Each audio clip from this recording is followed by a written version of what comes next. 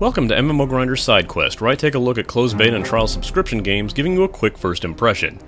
Today I'll be looking at Planetside 2, an SOE published title that will be free to play upon release. It's an open warfare MMO FPS and sequel to the still ongoing Planetside. Graphics in this game use the Forge Light engine, which allows the game for better physics and lighting effects than were featured in 2003's Planetside 1. This even has an effect on your bullets, as sniper shots don't fire in a straight line and actually curve downward to account for gravity. The game defaulted to low graphics initially, but raising everything to high didn't really seem like a vast improvement.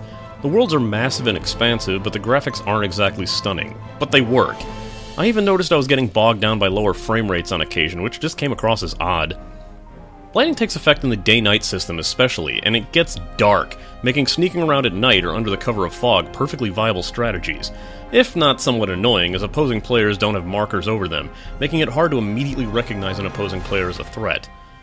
Each faction in the game is a theme, and I love these tracks, my favorite being a guitar rock song for New Conglomerate, as I chose them initially just because of it.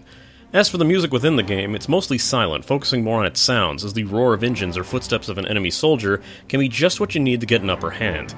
If you miss the music, you'll get snippets here and there when leveling up or capping points. There are 3 factions in the game, each from the original Planetside.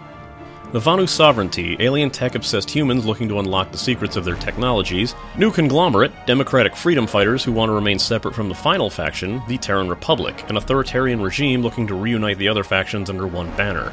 I like that each faction has vastly different motivations, and each with both a just reason and a selfish reason for believing their side to be right, making the factions much more realistic, and not painting any single one as just the good or the bad guys. Of course, to others it might just boil down to whether you want to wear purple, blue, or red armor. In addition to the obvious color difference, there's a general difference to the tech used by each faction as well, most notably the Vanu Sovereignty, who obviously use alien tech with hovering tanks and laser rifles. This game is full PvP on a global scale. There are no monsters, no neutral NPC factions, and the only thing you'll encounter are the enemy players. This leaves the world looking very empty, but when you find a firefight, things get much more intense, with many ground or air vehicles and mounted turrets entering the fray. The main goal is to capture and hold points on the map, with some harder to capture than others, involving your army having to take down enemy shield generators before they can access the base. You can check which points are held by who by accessing the map, and the more points you hold, the more resources you gain to be able to better purchase vehicles and power armors for the battle. You can even instantly fast travel to a battle every half hour. This doesn't always end up well, though. You need to keep aware and definitely play alongside others in your army, as it's very easy to be taken down in this game. Luckily, the respawn system is pretty simplistic, letting you spawn at any point you control, and certain vehicles even act as mobile spawn points when you're looking to make an all-out assault on a faraway base. As mentioned before, the game will be free to play, but if you're looking for very fast access to the beta, and want a bunch of perks right off the bat, you can purchase the Alpha Squad Founders Pack for $40, granting you 4,000 station cash, an exclusive title, an XP boost, and some unlocked weaponry. I have to say this title will be pretty niche, as there's no real questing mechanic, and it's really just a massive PvP battleground. If you're looking for something with a story to follow and assigned tasks to complete, Firefall is probably going to be more your speed, especially if you're more into keeping PvP in its own assigned areas.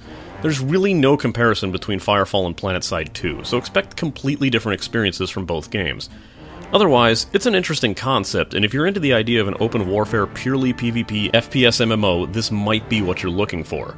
If you're interested, head on over to planetside2.com and sign up for the beta. Hell, that's just how I got into it. This has been an MMO Grinder Sidequest, and it's time I logged out.